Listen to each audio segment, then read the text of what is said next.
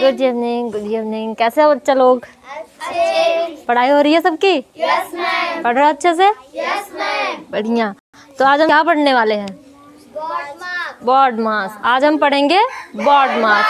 Baud मास बहुत ज़्यादा simple है, बहुत ज़्यादा सिंपल, मतलब उसमें परेशान होने की कोई ज़रूरत नहीं है, ठीक।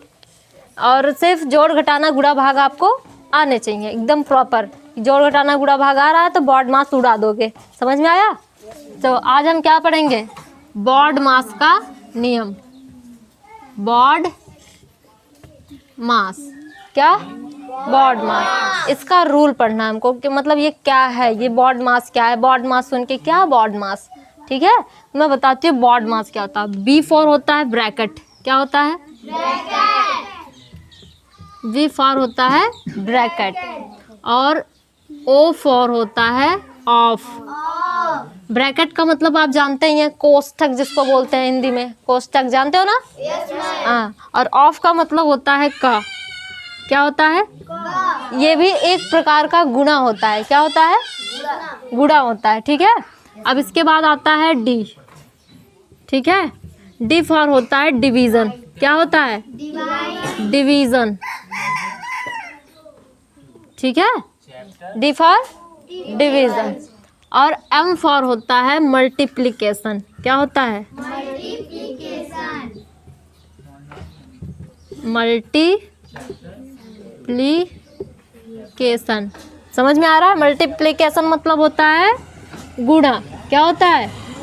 गुणा होता है। और डिवीजन मतलब भाग होता है। समझ में आया? अब क्या बच्चा है? ए।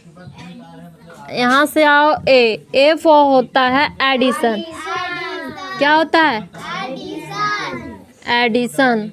एडिशन मतलब जोड़, ठीक है। और एस फॉर होता है सब्ट्रैक्शन। एस फॉर क्या होता है? Subtraction is subtraction. सब्ट्रैक्शन, ठीक है। बी फॉर क्या होता है? ब्रैकेट, जिसको हिंदी में क्या बोलते हैं? कोष्ठक। उसके बाद ओ फॉर क्या होता है? ऑफ। ऑफ मतलब का। ये भी एक गुणा होता है, ठीक है। उसके बाद डी फॉर होता है डिवीजन। डिवीजन मतलब भाग होता है। एम फॉर होता है मल्टीप्लिकेशन, जिसका मतलब होता है गुणा। ए फॉर एडिशन होता है, जिसका मतलब होता है जोड़। एस फॉर सब्ट्रैक्शन होता है, जिसका मतलब होता है घटाव या घटाना, ठीक है। समझ में आ रहा है सबको यहाँ तक? Yes ma'am. अब ये जो बॉड मास दिया है, ये एक तरीका है हमारा सवाल को करने का, ठीक है। जो भी सवाल हमको दिया जाएगा इसी के हिसाब से हमको करना है, ठीक है। ना ही हम ऐसा नहीं कर सकते अगर हमको जोड़ घटाना है, गुणा भाग एक साथ दे दिया गया है, ठीक है। तो सबसे पहले हम सब्ट्रैक्शन नहीं कर सकते। ये जो नियम है हम इसका पालन करना है, यही नियम है। समझ में आया? सबसे पहले हमें क्या सॉल्व करना पड़ता है? ब्रैकेट। उसके बाद हमको अगर हमको का दिख रहा है कहीं, इतने का इतना, इतने का इतना अक्सर दिखता है ना, परसेंटेज में अक्सर मिलता है। परसेंटेज पढ़ाएंगे कभी वो दिखाएंगे, लेकिन परसेंटेज में अक्सर मिलता है कि 50 का इतना परसेंट। जब 50 का इतना परसेंट करता है तो 50 का मतलब हो जाता है गुणा। जब परसेंट लगाते हैं तो ऐसे कर देते हैं, ठीक है। यही करते थे ना? तो यही होता है, मतलब का इतना परसेंट, जैसे का इतना परसेंट बताता है, सेम वही। तो सबसे पहले ब्रैकेट सॉल्व करना है, उसके बाद ऑफ सॉल्व करना है, मतलब का सॉल्व करना है। उसके बाद हमको डिवीजन करना है, मतलब भाग करना है, ठीक है। उसके बाद हमको करना है मल्टीप्लिकेशन, गुणा। उसके बाद हमको करना है एडिशन, मतलब जोड़। उसके बाद हमको करना है सब्ट्रैक्शन, मतलब घटाव। एकदम आखिरी में क्या करेंगे हम? घटाव। सबसे पहले अगर ब्रैकेट दिखता है तो ब्रैकेट सॉल्व करो। उसके बाद कहीं भी का दिखता है तो का सॉल्व करो, ठीक है, का। उसके बाद कहीं भी भाग दिखता है तो भाग सॉल्व करो। अगर तुमको ये ब्रैकेट और का नहीं मिल रहा है तो सबसे पहले क्या सॉल्व करेंगे हम? भाग सॉल्व करेंगे। समझ में आया? जरूरी नहीं है कि ये सारी चीज़ें एक साथ मिलें, ठीक है। कहीं कहीं सिर्फ प्लस और माइनस दे देता है, तो हमको सबसे पहले क्या करना है? प्लस करना है, फिर माइनस करना है। समझ में आया? यहाँ तक किसी को कोई दिक्कत? बॉड मास का फुल फॉर्म पता हो गया? Yes ma'am. अब ये समझ में आया कि यही नियम है कि बी फॉर बॉड, पहले ब्रैकेट फिर ऑफ फिर डिविजन, फिर ऐसे ऐसे करके लास्ट में सब्ट्रैक्शन सॉल्व करना है। समझ में आया सबको? किसी को कोई दिक्कत नहीं ना? आगे बढ़े। Yes ma'am. अब इसको हम थोड़ा सा साफ करें। समझ में आया सबको? Yes ma'am. सारा सबका फुल फॉर्म पता चला?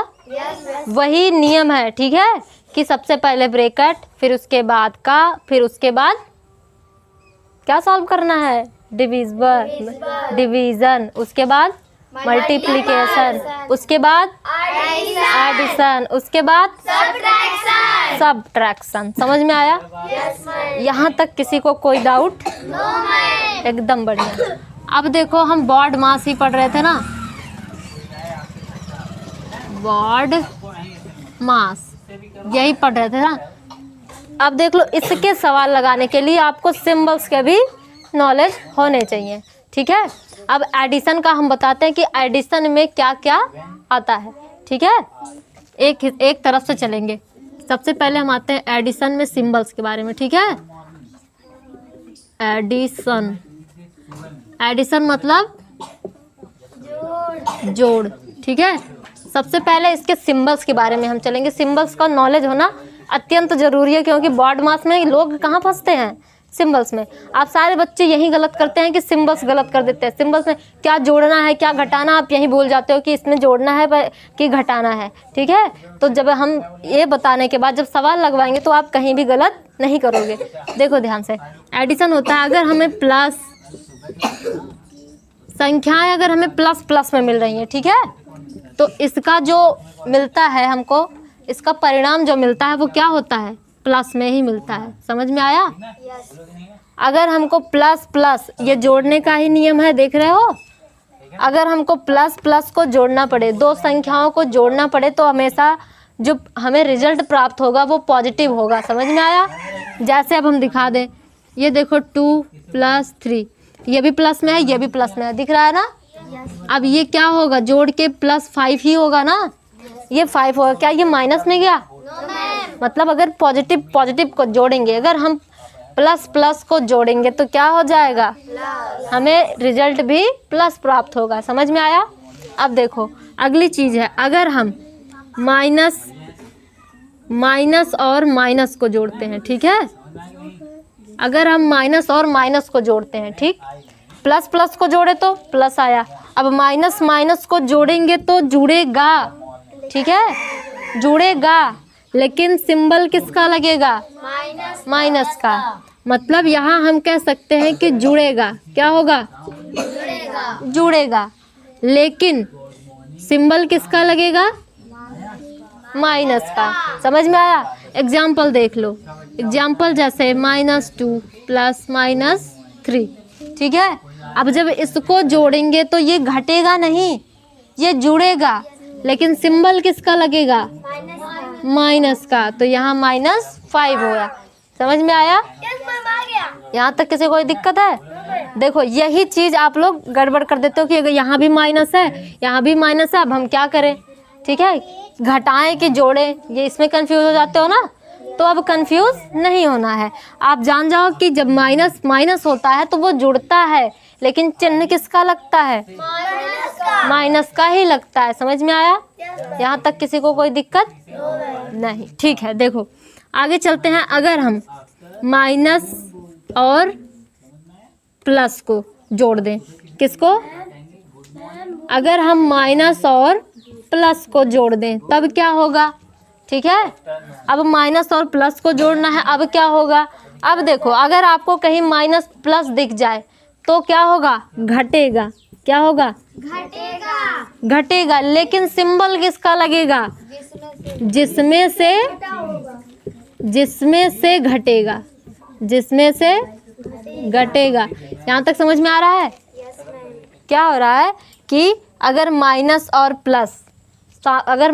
प्लस को जोड़ना पड़े तो वो क्या होता है? जुड़ता है, लेकिन मतलब घटता है। उसके बाद सिंबल किसका लगता है? जिसमें से घटता है। ठीक है, एग्जाम्पल देख लो इसका।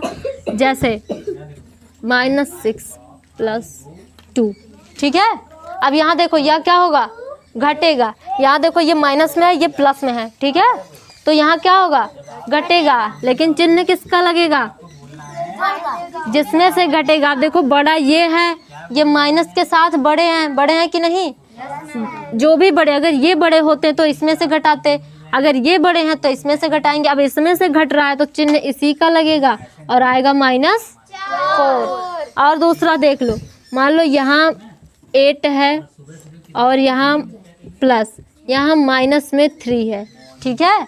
अब देखो यहाँ भी प्लस माइनस दिखा, प्लस माइनस दिख रहा है, तो क्या होगा? घटेगा कि जुड़ेगा? घटेगा, ठीक है। क्या होगा? घटेगा। लेकिन चिन्ह किसका लगेगा? अब भाई देखो इनमें से घटेंगे, ठीक है। अब ये हैं अगर पॉजिटिव, तो पॉजिटिव में से जिसके पास खुद का पैसा है, अगर वो अपने में से कुछ पैसा दे रहा तो क्या वो माइनस में चला जाएगा? नहीं ना।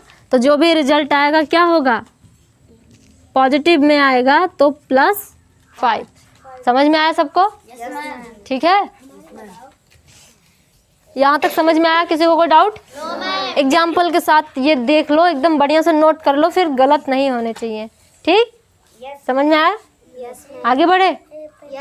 आगे भी सेम वही कंडीशन, अगर प्लस है, प्लस और माइनस, चाहे माइनस आगे लग जाए चाहे माइनस पीछे लग जाए, तब भी क्या होगा? घटेगा। लेकिन चिन्ह किसका लगेगा? जिसमें से घटेगा। प्लस का चिन्ह नहीं लगेगा, जिसमें से घटेगा। अब देखो यहाँ ये बड़े थे तो इसमें से घटे तो पॉजिटिव आ गए, यहाँ ये बड़ा था क्योंकि ये माइनस में था, ये खुद उधार में थे तो उधार का देंगे तो उधार में रहेंगे कि आ जाएंगे? उधार में ही रहेंगे ना, तो ये उधार में ही आए। समझ में आया? आज के लिए बस इतना ही, आगे हम नेक्स्ट क्लास में देखेंगे। Thank you.